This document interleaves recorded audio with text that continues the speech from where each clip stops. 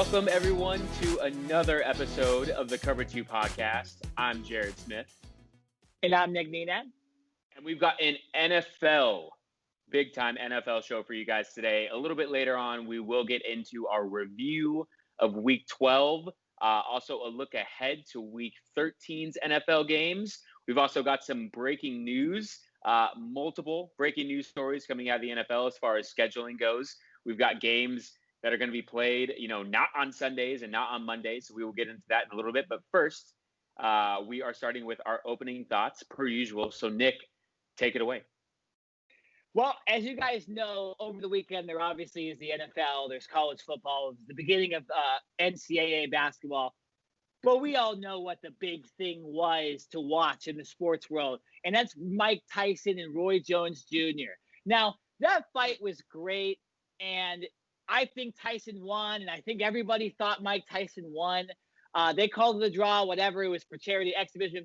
I want to talk about our boy Nate Robinson, who went into the ring against YouTube star, former Disney Channel star, Jake Paul. Now, what you guys don't know is Jake Paul has trained to be a professional boxer. He has legitimate boxing skills. You know what Nate Robinson doesn't have? Any of that stuff. And you saw it.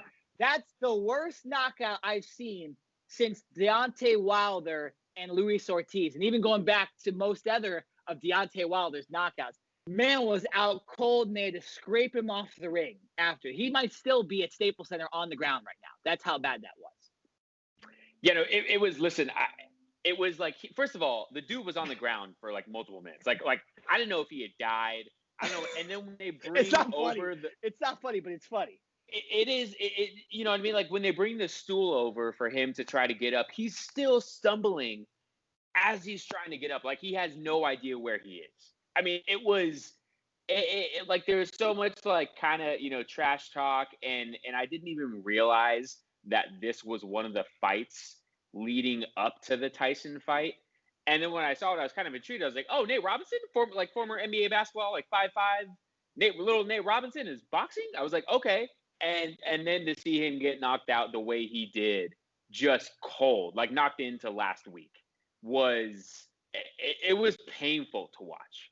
And I hope people now, realize that, boxing is not for everyone.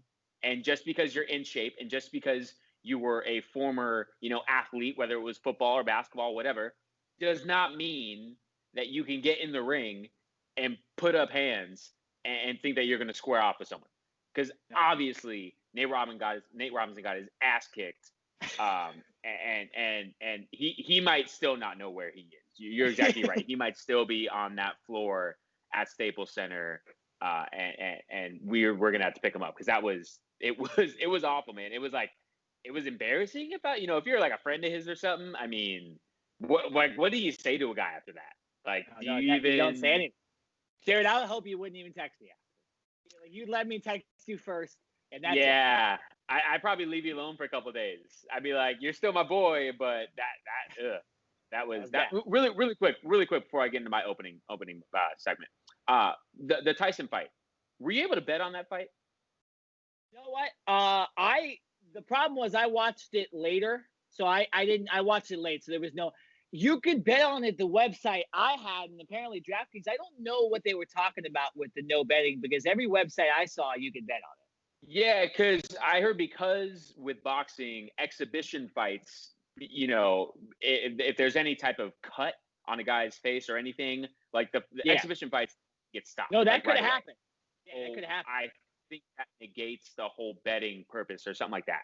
So I didn't bet on it, but I was hearing rumors of this fight, you can't bet on it because it's an exhibition fight. So I wasn't sure.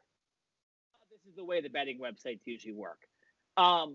If you think that people aren't going to bet on the Tyson Roy Jones Jr. exhibition, think about that people were betting on what ties the presidential candidates were going to wear during the debates.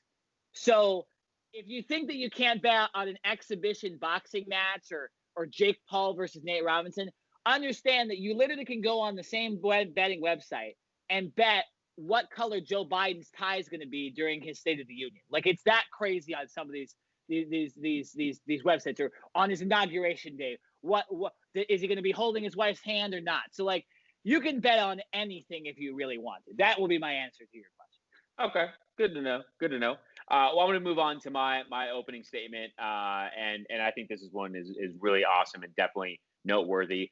Sarah Fuller. And for those who don't know or were living under a rock, who didn't watch any football or didn't go on ESPN at all this weekend, you should, and you should read this story. Sarah Fuller, the first woman to ever suit up and play for a Power 5 football team, as she opened up the second half of the Vanderbilt football game and kicked off.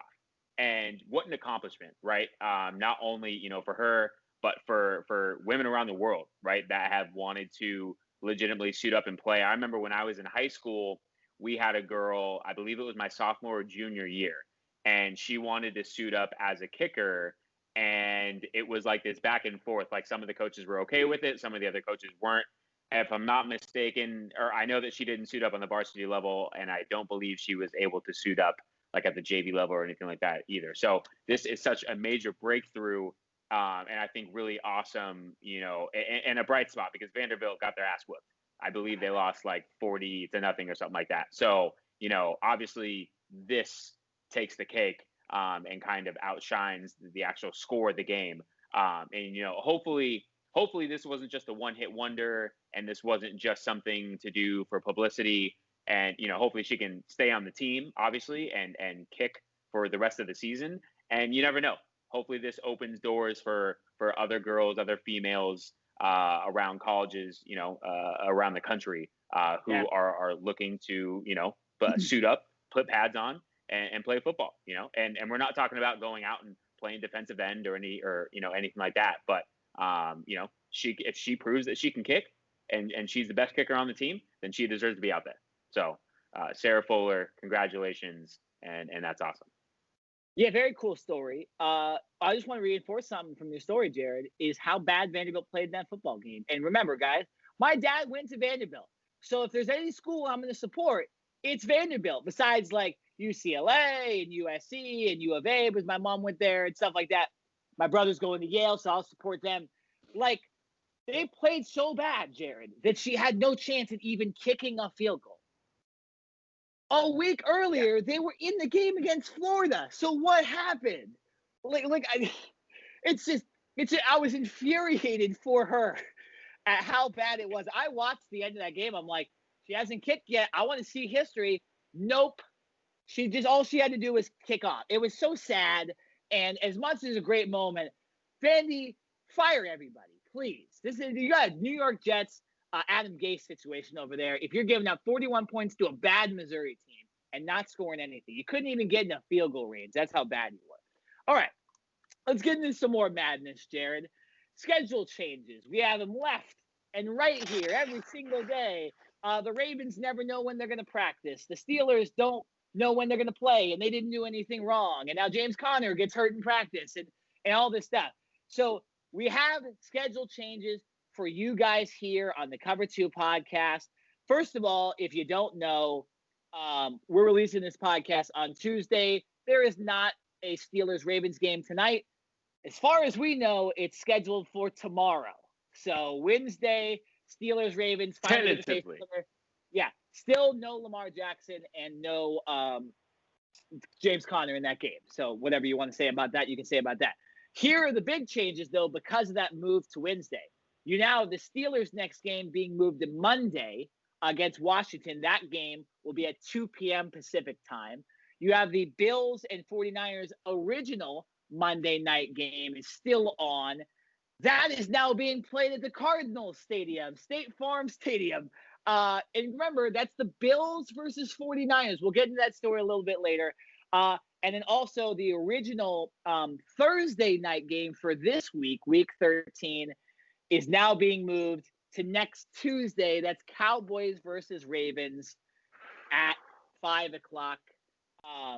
Just to give you guys a heads up, that Wednesday game is at 12:40 in the afternoon because NBC committed to the Christmas tree lighting at Rockefeller Center. Jared, what the hell's going on? Listen, it's 2020 is what's going on. It's 2020. And at this point, with all the the COVID, how it's basically kind of taken over the NFL right now. I want to see a Christmas tree lighting, right? That might lift my spirits up because right now my Cowboys completely suck. They are hot garbage. NFL games are getting postponed left and right, and we never know when they're going to play anymore, right? We had the Broncos yesterday or 2 days ago play a game with no starting quarterback, and we will get into that in a little bit. So at this point, expect is my mindset going forward as far as sports and the NFL is concerned. And so, listen, we get to see an NFL game on a Wednesday, which, to my knowledge, if I'm not mistaken, is the first time ever that a Wednesday NFL game will be played, regular season game. And then we get a doubleheader next Monday, and then we get another Tuesday night game. And then if everything goes well, we'll have a typical Thursday night game as well. So Yeah. if all goes well, we're looking at a lot of football coming up here. We're looking at football next Sunday, obviously, the slate of NFL games, and then 2 games on Monday, 1 game on Tuesday, and then 1 game on Thursday. So coming up, all things considered, if there are hopefully no more positive tests to go around, and it's interesting, and I wanted to bring this up to you, right? Because initially, when the Ravens Steelers game first got postponed, before they even made a makeup date, I believe it was Juju Smith-Schuster and another Steelers player, I believe Chase Claypool, who came out and were pretty upset, and they went out and lashed out on Twitter, basically saying, this sucks. Why is this game being rescheduled? In my opinion, kind of acting like a bunch of babies. Like, listen, it's COVID. It's not like the Ravens, purposely went out and infected themselves, right? And then it turns out that players on the Steelers tested positive, including James Conner, right? And that is very serious because James Conner is a cancer survivor, right? And so he is, I believe, a little more at high risk as opposed to other players. And so it's almost like I hope Juju Smith-Schuster and Claypool are kind of eating their words a little bit because I think they spoke too soon. And the NFL is having to juggle all of these games and try to put them in the best spots. And like you mentioned, they had to change the schedule of the game because of a Christmas tree lighting, right? Yep. So it's all over the place right now. I felt that it was, right, or I feel that's right that we bring up the fact that the Steelers were initially complaining, when it's like, what are you going to do? You play the games whenever they're played, wherever they are. Deal with it. It's a crazy situation. I did misspeak. I saw a false claim that James Conner was hurt, or I misinterpreted the IR. I actually didn't realize he had COVID, so I hope he's okay. As much I did not know that, so I'm hearing that for the first time. I apologize for saying that at the beginning of the podcast. I assume still a lot of times when people say they're going on IR, it's not because of COVID.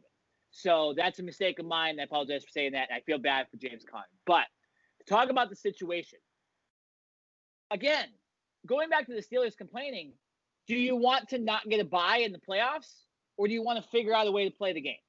You know what I'm saying? Like, I get that there's like the scheduling is weird and it's not your fault. And it kind of is karma that they end up having players, test positive for COVID, as unfortunate as that is. But again, one of the reasons this is all happening, Jared, is because the NFL doesn't want to schedule a Week 18. They don't want to schedule an 8th playoff team. They want teams to have buys. They want to reward at least one NFL team for their stellar regular season. And this, they don't want it to become college football or hockey or the NBA, where everybody makes it and everyone's on the even playing field. In the NFL, they've always done a good job of giving 2 buys away. Say what you want about now the 1 bye. It just means that there'll be more competition between the top teams, and you'll see less quarterbacks rested in Week 17 and stuff like that. But I think that's where the NFL, they're trying to figure out these games. I actually commend them for being so lenient with the schedule that they're literally like, oh, whatever. There's Christmas tree lighting. We care less. It's the Westminster Dog Show. If you want to put that on at 5, we'll put the game on at 11 o'clock in the afternoon in the Pacific. Like, we don't care. And we want to just play football. We want to have we want, teams getting the best advantage. And we want there still to be the normal days off between a Monday or a Sunday and a Thursday and stuff like that. So I commend the NFL. And again, so Jerry, I pose this question. Are you thinking the same thing, or are you against me on this, that you want, like, would you rather see these games rescheduled like this, or do you want to see it just change into a 16-team playoff with no bias? I think there's a lot of gray area in that. And I'll say this. If teams are adhering to all the protocol that the NFL has put into place, they're wearing their masks, they're social distancing as best as they can, and it just somehow, they get unlucky and unfortunate, and a COVID outbreak happens, then yes, I think 100% the NFL should try to reschedule and move games around as best they can. Now, in the case of the Broncos, who, like I mentioned, we will get into in a minute, so I don't want to get. I was just going to say that. Yeah. The Broncos, their entire quarterback room. I believe it was three or four quarterbacks, including the practice squad guy. They just weren't wearing their masks, so they weren't adhering to the protocol. So exactly, they don't deserve to have their game moved because it was completely on them, right? So for the people that are like, oh, well, it was unfair that the Broncos had to play a game without a quarterback. Well, maybe the quarterbacks, right, who like the leaders of the team, should have taken it upon themselves to take this a little more seriously and put their masks on. So basically, to sum it up, if it's not the players doing it to themselves, if it's just an unfortunate situation, then yes, the NFL should do whatever they can to try to help these teams out and make it as fair as possible. Yeah, and again, guys, Lamar Jackson's not playing in this game Wednesday. He tested positive for COVID. This isn't the NFL's conspiracy theory to allow Lamar Jackson to play. In the Broncos situation, that was their fault, and the NFL said, well, that's too bad you did it the day before. Not our fault. So I do want to get to another crazy situation, and this has to do with COVID, but a lot different. It's San Francisco 49ers. They come off a big win of the Rams. They keep themselves in the playoff hunt legitimately. They're 5-6. They win without Jimmy Garoppolo. And they keep my Cardinals in the playoff hunt better. And they keep the Buccaneers' chances as the 5th seed better. And a lot of this crazy stuff. And then they're rewarded with the state of California saying, hey, guys, by the way, you're not going to be able to play in our county anymore, in Santa Clara County. So what do the 49ers do? We hear they're going to be playing at the Oakland Coliseum. They're going to play it at AT&T Park. They're going to play at their old stadium that now a community college hosts. Hell, they're going to play it. I don't know. Like, they're going to play it, whatever, UC Davis. It didn't matter.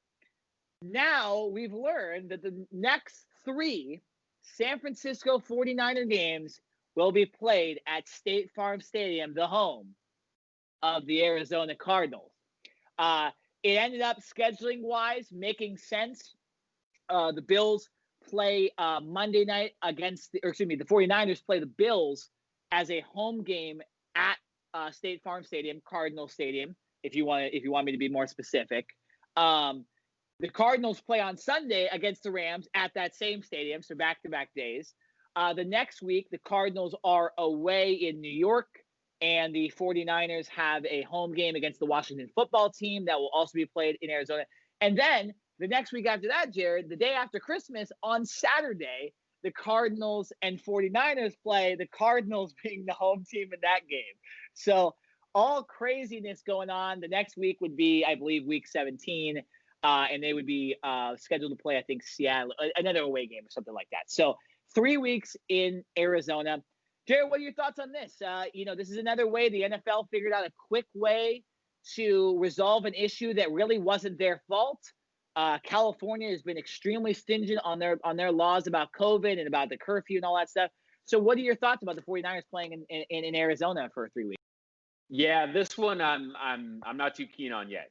This one is still a little dicey for me, and I understand, California has obviously been a lot more strict as far as policy and rule goes and regulations and that type of thing. But to my knowledge, the 49ers have not had any fans in the stands so far. and the 49ers have not had a major COVID outbreak, right? And so I feel bad for the 49ers.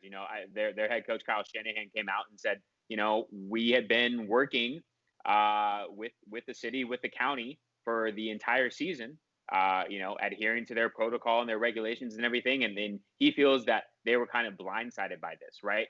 And the thing that sticks out to me is not necessarily that the 49ers have to play in a different stadium because, there are no fans. And so the home field advantage, take that away. That doesn't matter. Yeah, to me, what I'm looking at is for the next 3 weeks and potentially a month, the Cardinals are going to be away from their families, away from their wives and children and all of that, and so are they going to be able to be there for Christmas and New Year's? And obviously it's like when you have a job to do that, obviously you got to pay the bills, right? But who wants to be away from their family during the holidays when in reality, even if you had an away game, you're still at home during the week, right? You still come home after practice every night. For the next couple of weeks, 49ers are going to be going to a hotel. They're not going to be going home. So, that's another situation here that kind of sucks for all these players and everyone in the organization who's going to have to be gone for a couple of weeks, as they're not going to be around their families for the holidays. Yeah. So it'll be interesting, and I think it sucks. Like I said, I feel bad for the 49ers because I think they're getting a raw deal. When every other team so far has not had to relocate. And they can't even relocate in the same state. They've got to go to a different state. So I hope it works out. But I felt like there was maybe another way that this could have been handled. I'll say this about the situation. I think you misspoke at one point. You might have accidentally said the Cardinals. You meant the 49ers. Just to reiterate, the Cardinals are playing their normal schedule, and they are being pushed out of Arizona. Yeah, I think you meant the 49ers. From what you said after, you meant the 49ers. I just wanted to reiterate to anybody that was confused. The Cardinals' schedule is normal, so they aren't being affected by this. They're not. They are affected by this, Jared. I'll say this. And as a Cardinals fan, a loyal Cardinals fan as myself, I'm going to say this. It's not fair, just as not fair to us, that when we play the 49ers, they've played in our state, and they don't even have to travel on a plane. What is that? They're going to get used to our field. They're going to get used to our sight lines. They're going to get used to They're going to throw a Hail Mary like Hail Murray, and they're going to throw that, and they're going to know how far to throw it because they can watch the tape. And no, all kidding aside, it's good that the 49ers are going to have games postponed and all that stuff. They are going to be away from their families. That stinks. They would have at least, Jared, to make you feel better at least about this situation. They would have been going to Arizona no matter what on the 26th after Christmas. So hopefully they do get to spend they get to go back to the training facility at that point. Maybe I doubt they would because just logistically, why would you go back if you're playing in the same place? But you never know. And maybe they'll create some bubble system where the families can come in. Right? Maybe it will actually be the safest environment out of any NFL team. And maybe there'll be some good that comes out of this. But yeah, competitively, not fair to the Cardinals. I'm just saying. Not come on. You know what? You Fred actually Warner's going to get used to our sight lines as a linebacker. And Nick Mullins is going to become a superstar quarterback because Listen, maybe the Cardinals could have beat the Patriots, who just aren't that good of a team. Hey, Jared. Jared, I didn't talk about your Cowboys on Thanksgiving. We're not talking about that. We're not talking about the Cardinals. We all know that my Cowboys suck. They are hot garbage. They are a hot mess. Your Cardinals are supposed to be a good team this year. And when you're a good team, you beat teams you're supposed to beat. Patriots are not a good team this year. So the Cardinals let one slip away. I'm just saying. Cardinals need to stop losing to these bad teams, man. We've lost the Panthers, the Lions. Their business. I don't want to hear about Kyler Murray's or about his shoulder. If he suits up, if he laces up and puts the shoulder pads on and puts a helmet on, he's healthy enough to go play. I don't want to hear about it. Run the ball. Put it in the backup. I don't want to hear it. If he's on the field and he's playing as the quarterback, as leader of the team, he's good enough to play. I don't want to hear that. Just saying. All right. Well, let's transition, Jared. You wanted to talk about this, and you already did talk about this for a while. Let's talk about this Broncos, man. You got Drew Lock Brett Rippon, and our boy Blake Bortles all not able to play. Take it away, Broncos and Saints from Week 12. The score was 31-3. Saints obviously whooped the Broncos from the very beginning. After the first quarter, it was actually 0-0. And like you were mentioning off air, Nick, you bet the under on this game, and I'm pretty sure you were happy and smiling after the first quarter. And then New Orleans kind of figured it out and said, all right, we're about to put up some points, and Taysom Hill went for touchdowns. But really, this isn't about the stats, or this isn't even really about the game. I just want to reiterate again and kind of go back to, if you're the Broncos and you're in that quarterback room, what are you doing?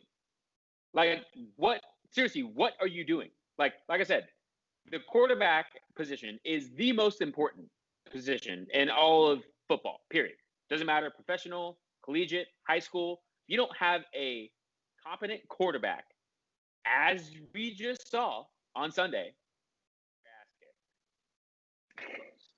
had Kendall Hinton, right, who quarterback at Wake Forest a couple years ago. Actually interesting. Reports are coming out that people within the Broncos organization, people that worked at the Broncos stadium, like, didn't even know this guy. Never even heard this guy's name before, right? So, this guy's probably having to walk around with like a name tag and like, say, hey, I'm really a football player. I'm not just a fan trying to get in the gates. Like, so, but if you're the Broncos, I hope that there's some like internal discipline that takes place from either the head coach or management, because these quarterbacks, really screwed the team. And not to say that Denver was going to come out and beat the Saints, because obviously the Saints are a better team, no doubt, 100%. But for those quarterbacks in that room and whoever was with them to, not have the self-awareness to wear a mask and try to protect yourself as best as you can, is just mind-boggling in today's age, right? It's not like COVID just hit yesterday. We've almost gone a full year, right, of dealing with this pandemic. And we've still got people out there who still don't take this seriously enough. And you can say whatever you want, but when you are affecting others and infecting others around you, you've got to be held accountable. So I hope that these players get disciplined, and it more than likely won't be suspensions, but I hope that they are a little lighter in their wallets. I hope they come back and apologize to their team, because they left their team out to dry, right? And Denver's defense held on for as long as they could, but eventually the offense has to score points. And when your quarterback goes 1 for 9 for a total of 13 yards in 4 quarters, that ain't going to get it done. I don't care if you're playing the New York Jets. Not going to get it done. Jared, I have to disagree. I think they still might beat the Jets. But what was Hinton's QBR? No. So, very interesting situation. And I want to talk about this point of it, and this is a good transition for what game I'm going to talk about next. That's the Saints. The Saints, I already thought they'd win this game. Obviously, it was inevitable that they win this game once the Broncos had no quarterbacks. But man, are they getting this Taysom Hill thing milked with this schedule? But that's exactly what you think, right? And then you look at the matchup I'm going to talk about, and that is the Atlanta Falcons versus the Las Vegas Raiders. The line on this game, Jerry, was Raiders -3. No, I did not bet on this game, because the Falcons, you don't bet Falcons games, no matter what happens. The final score was 43-7 in favor of the Falcons. So, Jared, remember me coming on this podcast last week and calling John Gruden out for not running the ball against the Chiefs? I mean, what happened here? Because Atlanta, I've been saying Atlanta's getting better, and I said that the Saints would likely lose one of these games to Atlanta because it's division and all that stuff, and it's Taysom Hill, it's not Drew Brees. But man, I didn't even think the Raiders would they're on a high, right? Like, they lose the Chiefs barely, you'd think they'd come out and smoke the Falcons. Nope. So I'm saying this right now, Jared, I'm calling it. Atlanta's beating the Saints this week. They've already seen Taysom Hill. They played a pretty close game most of the time, and their team is getting a bit healthier as the season goes, which is kind of odd, right? Julio Jones, he has a groin issue, but it seems to be getting a little bit better. And after this Falcons game, after this Raiders game, I think they're looking at it like, we're not that far out of the playoffs. Like, if the Bears are right there, and the Cardinals can't beat the Patriots, and the Vikings suck, and whoever else is in front of them, the 49ers don't have their starting quarterback, I'm calling it. Falcons are beating the Saints this week, but man, I don't know what the Raiders are doing, and this took a part of me. Like, I was real high on the Raiders last week, and I know they made a mistake, and I said John Gruden needed to fix those mistakes. There's definitely some internal stuff going on now, because I don't know how you lose by 30 plus to the Falcons. I don't understand how that happened. Listen, I really love your glass half full mentality when it comes to the Falcons. It's really cute. It really is. And I appreciate it because it gives us something to talk about, and it gives us an actual debate, right? But stop it, please. You're lying to the public. You're lying to our viewers right now by trying to give any Atlanta Falcons fan any type of hope, right? They are now on an interim coach. They have fired their head coach. They have fired their general manager. Julio Jones is not the Julio Jones of old because the dude cannot stay healthy, right? I have him on fantasy. I've had him for the last 2 years, and he'll give you about 2 or 3 good games, and then you never know. He kind of pulls a hammy or an ankle or something, and he's out for multiple weeks, right?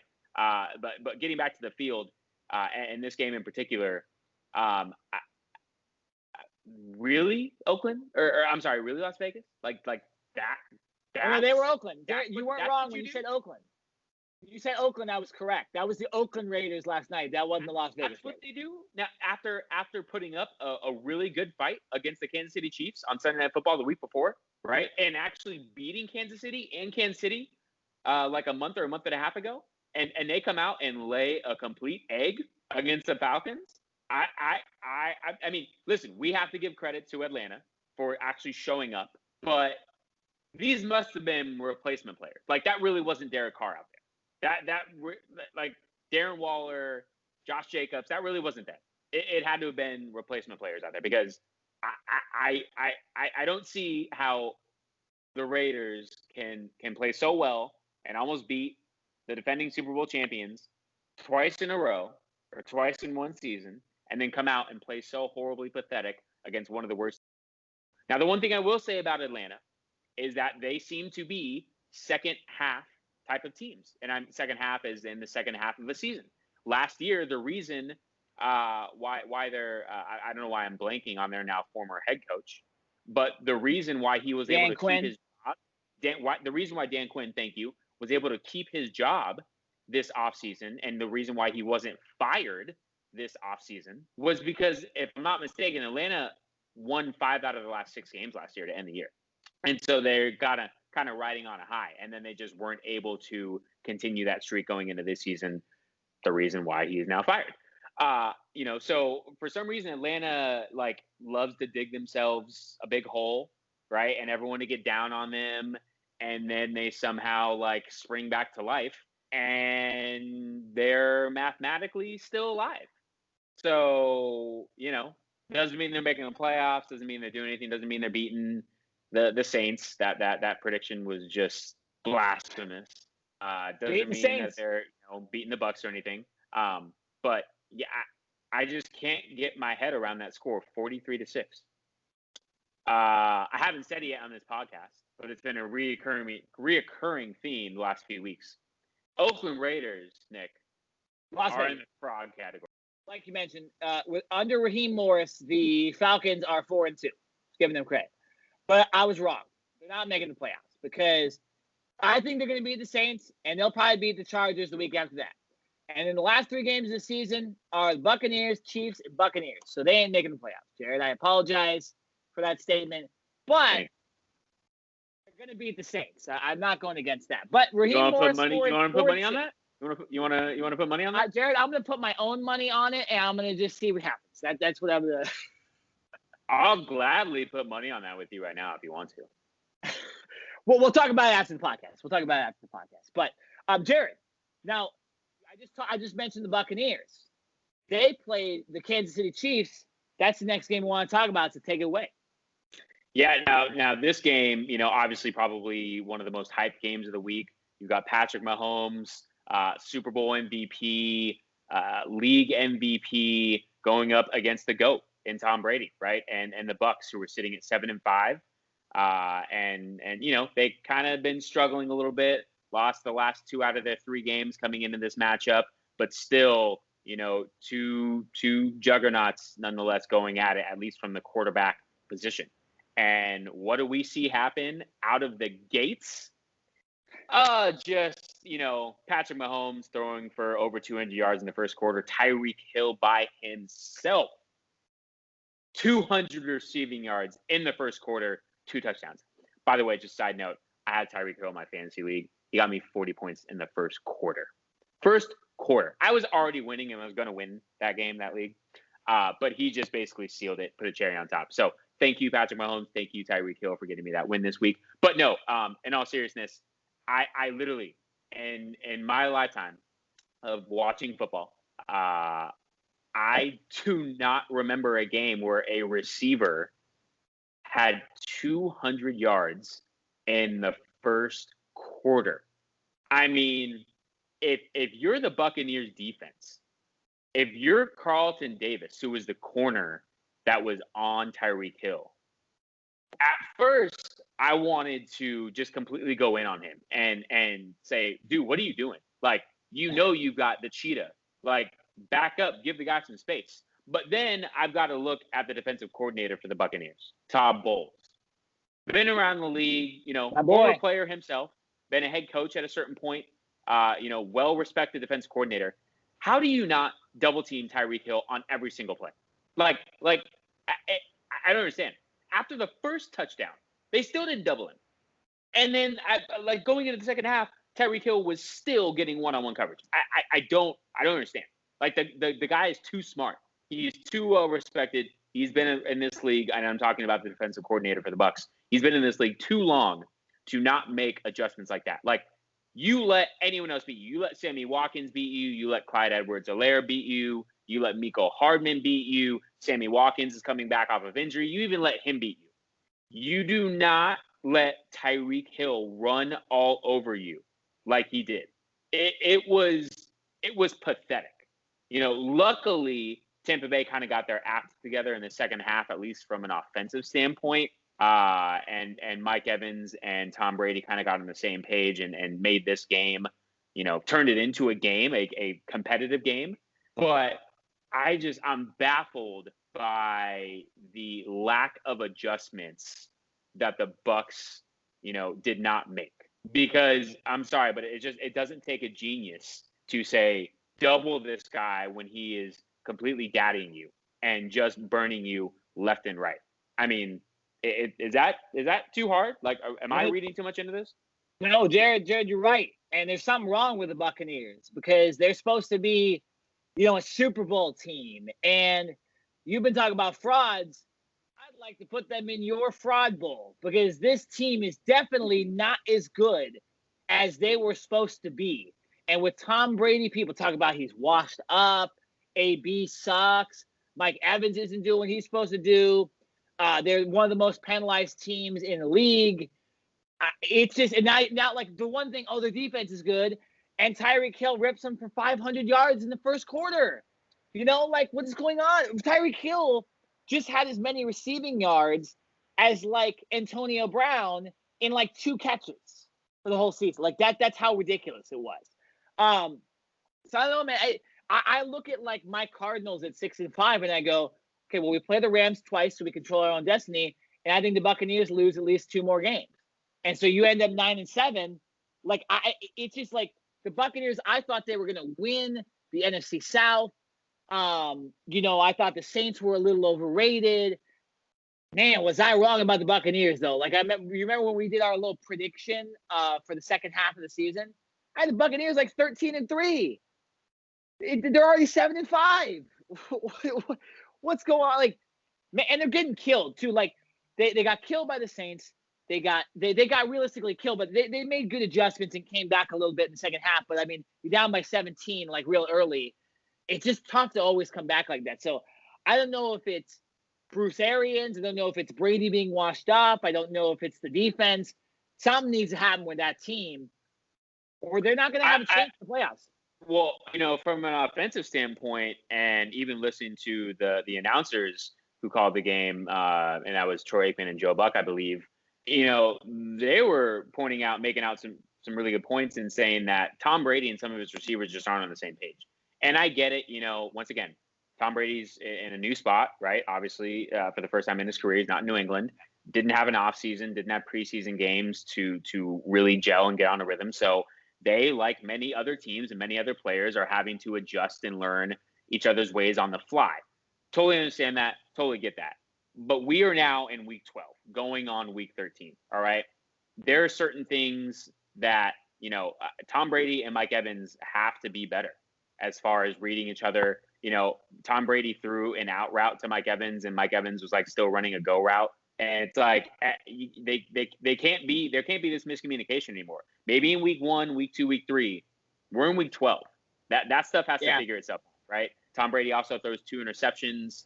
One of them was a bad pass. The other one, I believe, Tom Brady threw it and it like hit his lineman's helmet, his own lineman's helmet or a shoulder pad or something, and like ricocheted in the air. And Tyrann Mathieu picked it off for the Chiefs. But it's just, Tom Brady, he just doesn't look comfortable. I really think that's what it is. He doesn't have. I think Tom Brady's more comfortable when he gets in a rhythm and he gets those kind of dink and dunk passes, a lot of the crossing routes, and that short to intermediate game. And then every once in a while throws a deep pass. Bruce Arians, as you all well know, he used to be the head coach for your Cardinals. He wants to take deep shots, man. He wants to go deep all the time. And Tom Brady has the weapons for that. I just don't know if that's really Tom Brady's game, right? Tom Brady's not trying to chuck it, for big chunk plays 10, 15, 20 times a game. He wants dink and dunk, dink and dunk, dink and dunk, and then hit him with that shot play. Bruce Arians is like, I want a shot play every series. And so I think there's really, man, I think there's some miscommunication, or the head coach, the offense coordinator, and Tom Brady all need to get on the same page. Last thing I will say before I toss it back to you, Bruce Arians in his post-game interview said that Tom Brady's calling some of his own plays. So, we want to put the blame somewhere. Yeah. Maybe we start with Tom Brady. That would be the third time Bruce Arians has blamed Brady essentially for a loss. But, there definitely is miscommunications. The one thing the Buccaneers have to look forward to, they have a bye this week. And maybe they can fix some of that up. Maybe you just restart. You say, hey, we're the 5th seed right now. The 5th seed is the best position in football besides the 1 seed right now in that NFC, because you're going to play the Eagles, the Giants, the Cowboys, or the Washington football team. So being the 5th seed is not a horrible thing. As long as the Buccaneers just win out, they'll end up making the playoffs.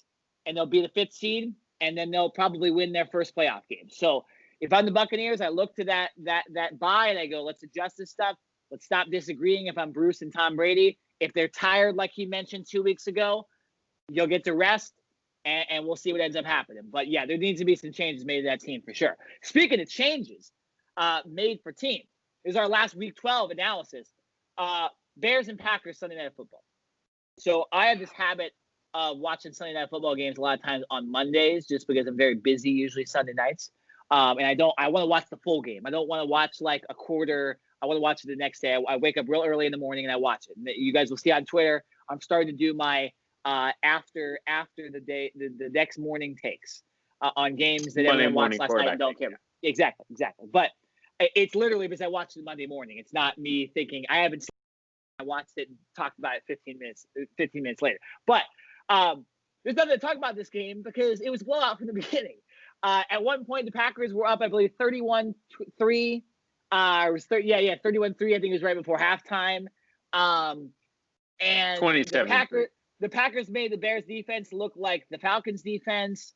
I will say this one thing about the Packers is that when you look at them, have a very, very good chance at being the number 1 seed. They have the easiest schedule going forward, and they have a victory over the Saints. The Saints do have them in the loss column. The Packers have 3 losses. The Saints have 2. But if the Saints just lose one more game and the Packers win out, they get the number 1 seed. I predict that the Seahawks will at least lose one more game the rest of the season, too. So the Packers, it's all in your court. And if you can play like this, you'll end up being the number 1 seed, and you'll have a week off, and you'll be able to rest Aaron Jones and Devontae Adams and Aaron Rodgers. So that's for them. And they perform great in this game. The Bears, I know they're one game out of the playoffs, and they're right behind the Cardinals.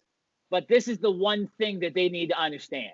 No matter what happens this season, if they add an 8th playoff team and you make it, or you make the 7th seed over my Cardinals, you need to draft a quarterback next year or go trade for Sam Darnold, because Mitchell,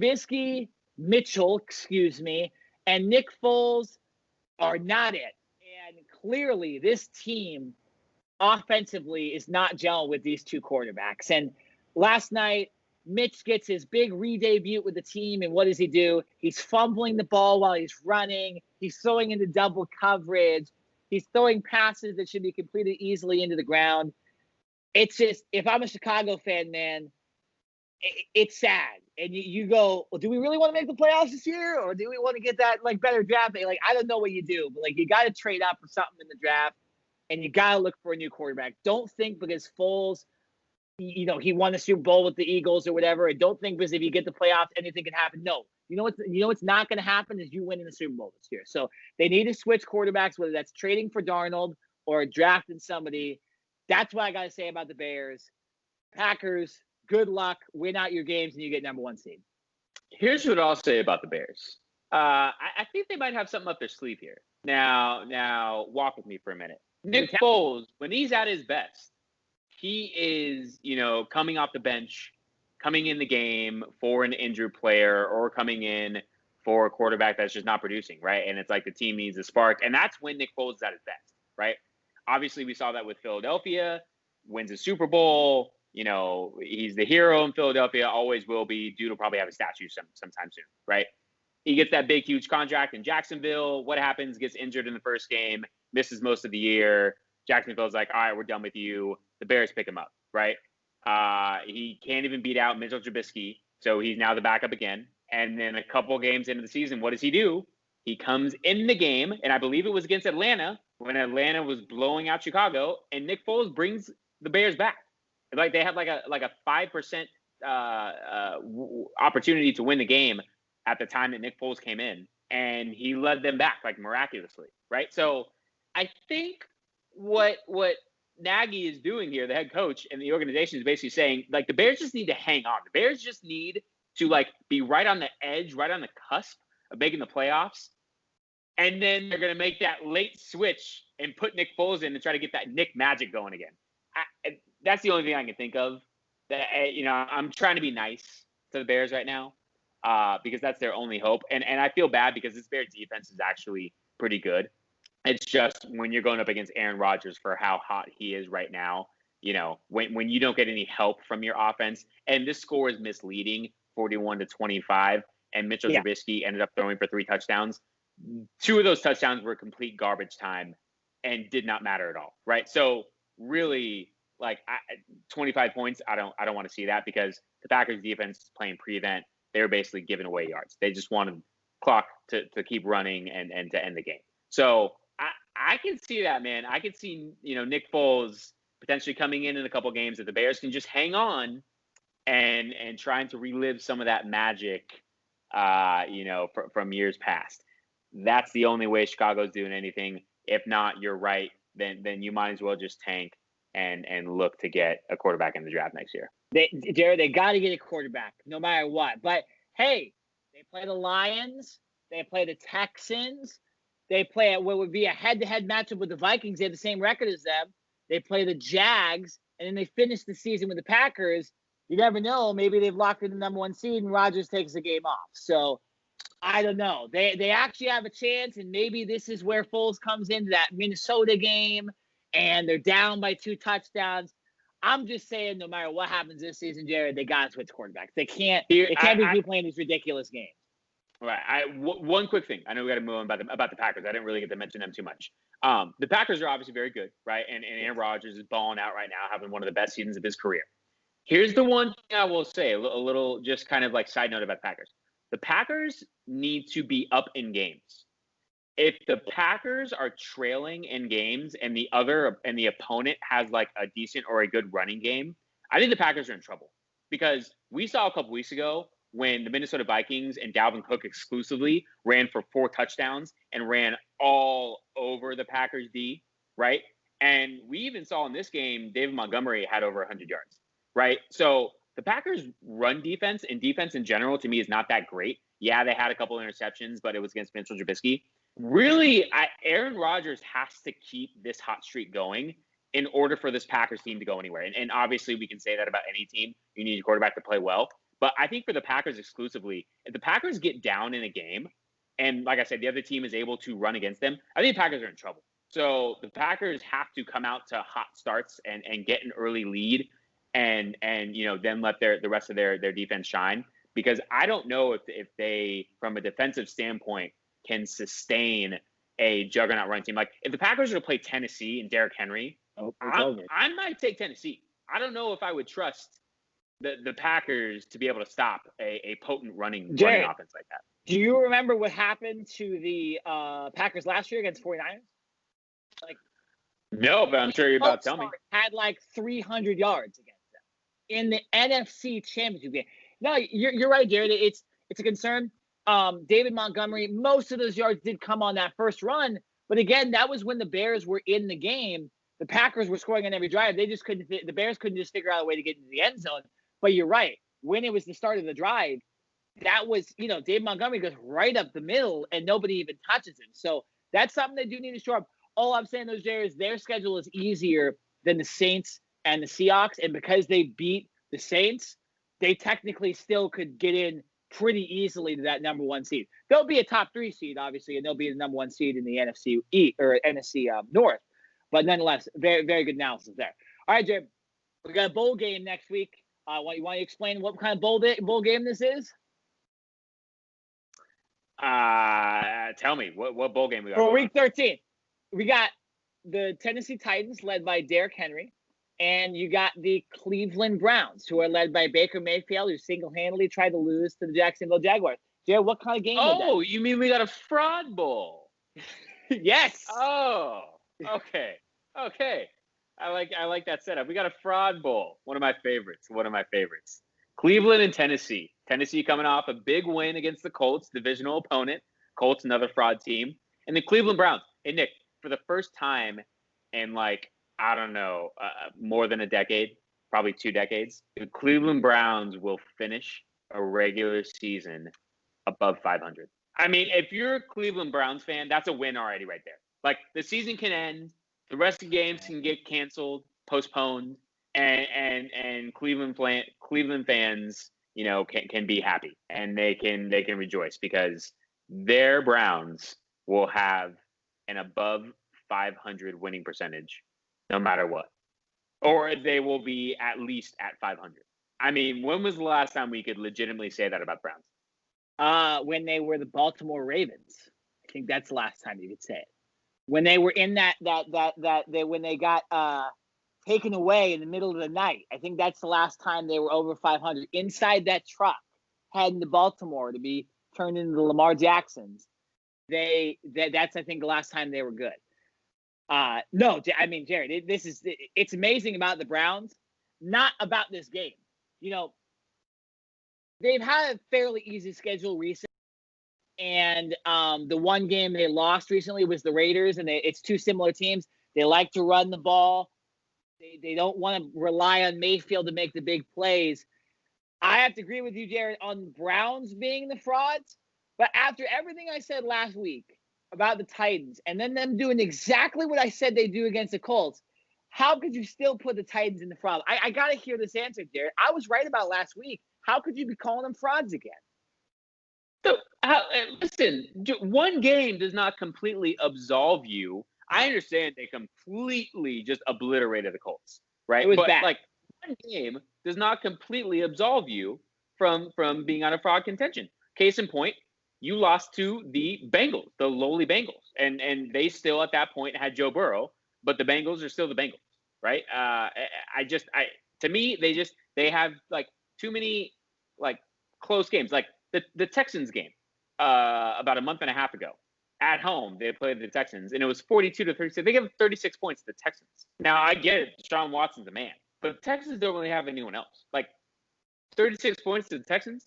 Come on. Like, this Titans defense is not that great. I think the Colts, from an offensive standpoint, just played a very bad game. And yet, they were still able to technically be in it for a certain point. They gave up 30 points to the Vikings, barely beat the Vikings. So I call them frauds because I'm not all the way in. I'm like, I've got a foot in, but I'm not jumping in 2 feet. If Derrick Henry continues to run like he does, then maybe I will. And, it is interesting. It seems like Derrick Henry over the last couple of years, as the season goes on, as we get later on in the season, Derrick Henry seems to play better. Now, I don't know if that's because the Titans kind of load manage him a little bit to begin the year. I don't know if that's just because, as the season wears on, obviously players get more nicked up and bruised and injured, and, they're not as fresh as they were at the beginning of the year. So obviously tackling Derrick Henry is a handful in itself. But when you're nicked up and not 100%, it's really tough. I mean, listen, for both of these teams, both defenses, Browns and the Titans, like, you guys better get some extra massage therapy this week, some extra, ice baths, and, sit in the jacuzzi, something, and make sure that you buckle up your chin straps extra hard, because the Browns are facing Derrick Henry, and on the flip side, the Titans are getting the combo of Nick Chubb and Kareem Hunt. So this is shaping up to be an old school, physical, ground and pound type of football game.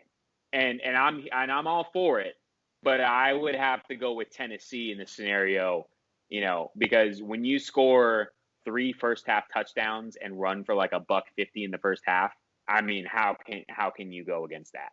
So hey, when you got 2 great running backs, you know who it ends up being on? The quarterback. And in this game, Ryan Tannehill's playing a hell of a lot better than Baker Mayfield lately. So I think Ryan Tannehill gets this game as well. I don't think the Titans are frauds, and it's something we're going to disagree on until the Titans win the Super Bowl. I'm telling you that right now.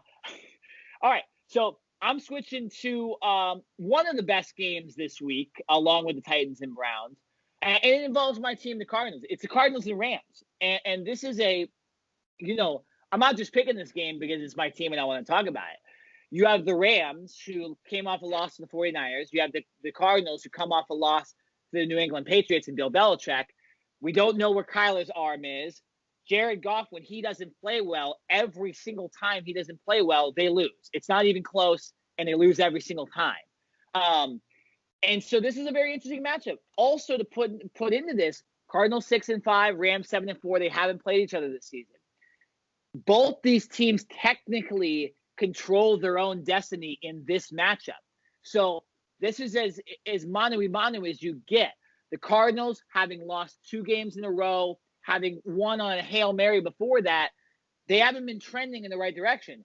And the Rams, they get a win here, and then they get a bad loss here, and then Goff fumbles 7 times here, and then Goff, we think he's down, and he still somehow fumbles. So it's going to be a very, very interesting game. If you're a fan of interesting, fun football, this is the game to watch. This is Sean McVay versus Cliff Kingsbury.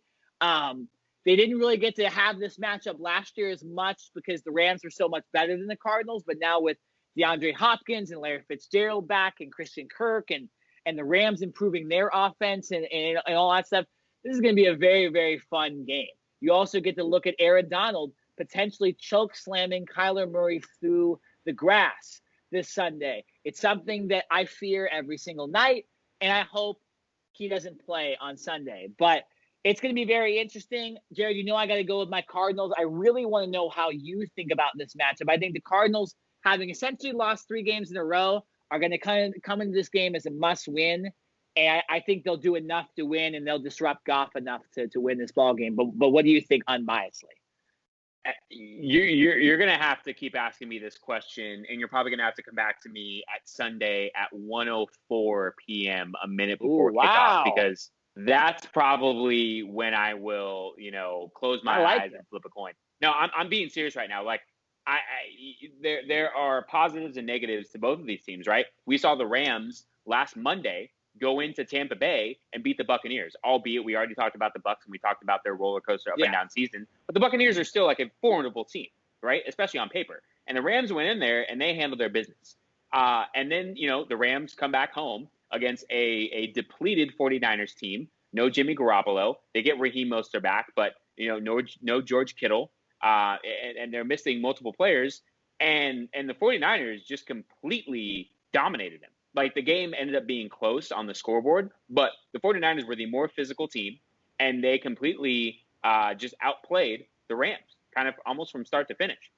Luckily, Aaron Donald for the Rams kind of was able to make a couple plays and keep the game close. But, the Rams, I'm kind of looking at them like, dude, you guys were playing soft. I don't know if the Rams are, and not to say that they are, at least from an offensive perspective, but like on the defensive side of the ball, they're not as physical as I would like the Rams to be. I think Aaron Donald needs to rub off a little bit more on his teammates, because I think the Rams play a little too much of too soft at certain points. And, when you're going against a running team, even though the Cardinals are not necessarily a running team, but, later on in the season, the Rams are going to have to get tougher. So I don't know. It's like they look good one week and then they come back the next week at home and they look like hot garbage. Cardinals, they same thing, kind of an up and down season, right? They've had some really good moments. They had that Hail Mary pass where they beat the Bills on that last second throw, but right now we've got Kyler Murray with the shoulder injury. And I mentioned it earlier. It can't be an excuse. If Kyler Murray is going to suit up and put the shoulder and helmet pads on, or shoulder pads and helmet on, then he's got to play better, like plain and simple. If he is too injured, then he needs to sit down and let the backup come in and play. So I guess if you put a gun to my head right now, I'd probably pick Arizona because they're at home. But then again, there's no fans and home field advantage isn't really what it is anymore. So I really don't know, man. And like I said, especially the Cardinals coming off of a bad loss to New England. I get it. Bill Belichick's still there. He's still a great, mastermind as far as coming up with schemes. But the Patriots are not the Patriots of old, man. That should have been a game that Arizona should have won. These two teams should be going in with an even record right now. And I would have felt a lot better about picking Arizona. But right now, I don't know if I trust either of these teams, to be honest with you. Yeah, no, it's going to be close. It's going to be a fun game. The over is almost at 50, so they expect it to be in the 20s and 30s in score. It'll be a fun game, and it might be the most fun game of the week. Other big games next week, there's not as many. This isn't the best week in the NFL. Technically, Eagles, Packers, we'll see what they end up doing here Monday night. We're recording right before this game starts, so we'll see if they can beat the Seahawks. Maybe that will pressure the Packers. And then obviously all those games switched. You also have the Bills and 49ers, that game again being played in Arizona. So really, these games we talked about are the two biggest games. I think that Cardinals-Rams game will be the most fun game of all. But for this podcast, we are done. It is NFL filled. If you go back and you just, for some reason, joined us late, go back. We talked about the situation with the 49ers having to play in Arizona. We talked about all the schedule changes. And we went over our favorite matchups from Week 12 and looked forward to our favorite matchups for Week 13. But once again, this podcast is over. I am Nick Nenad. I'm Jared Smith. And we'll see you guys next week.